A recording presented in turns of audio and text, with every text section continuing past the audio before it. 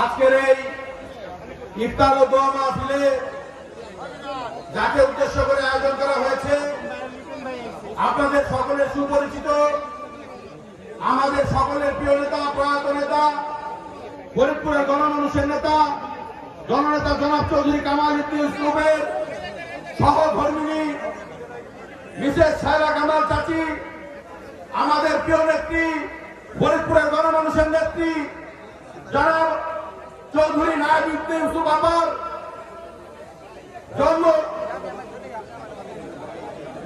নায়েব ইউসুফ আপার মাতা মিসেস সায়রা কামাল চাচির দোয়া মাহফিল অনুষ্ঠানে উপস্থিত রয়েছেন বাংলাদেশ জাতীয়তাবাদী কৃষক দল কেন্দ্রীয় নির্বাহী কমিটির সম্মানিত সাধারণ সম্পাদক, ফরিদপুর 4 আসন সদরপুর 4 আসন ভাঙ্গার জনপ্রিয় জননেতা জনাব শহীদুল ইসলাম খান বাবুল ভাই উপস্থিত আছেন। ফরিদপুর 1 আসনের গণমানুষের নেতা জনাব খন্দকার নাসিরুল ইসলাম নাসির চাচা উপস্থিত।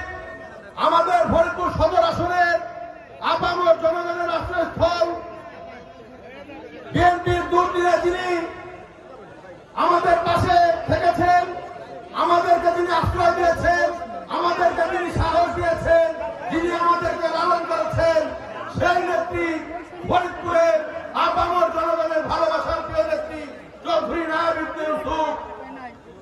যদিও এটি একটি দোয়া মাহফিল, তবে আপনারা সকলে পরিলক্ষিত করবেন আজকের এই মঞ্চে ফরিদপুরের ভবিষ্যৎ বিএনপি তথা ধানের শীষের একটি প্রতিচ্ছবি কিন্তু ফুটে উঠেছে। 3টি আসনে, এক পর 3টি আসনে জনপ্রতিনিধিরা কিন্তু সবাই এখানে আপনাদের সকলের মাঝে উপস্থিত রয়েছে। আমরা আশাবাদী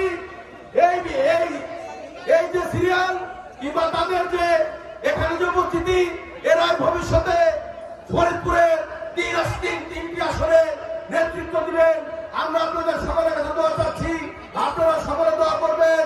আমাদের প্রিয় নেতা প্রয়াত নেতা চৌধুরী কামাল উদ্দিন ইউসুফের জন্য দোয়া করবেন। আমাদের চাচি যার জন্য এই দোয়ার আয়োজন, মিসেস সায়রা কামাল চাচির জন্য দোয়া করবেন।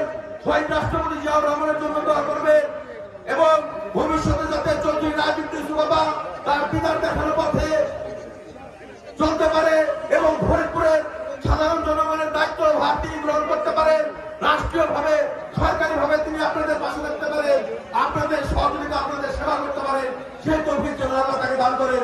এই আশা, এই তো আপনাদের কাছে কামনা করে আমি আমার সংক্ষিপ্ত বক্তব্য এখানে শেষ করছি। বাংলাদেশ জিন্দাবাদ, জাতীয়তাবাদী স্বেচ্ছাসেবক দল জিন্দাবাদ, তারেক রহমান জিন্দাবাদ। সকলকে ধন্যবাদ।